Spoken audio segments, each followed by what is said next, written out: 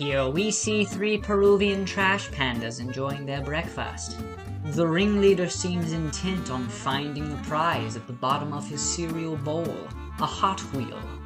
He uses his snout as a kind of vacuuming device to voraciously suck up the milk to hone in on where exactly the Hot Wheel lies. Though all 3 risk their reputation by being filmed by paparazzi, it is worth it for the sweet crunch of the Cocoa Puff.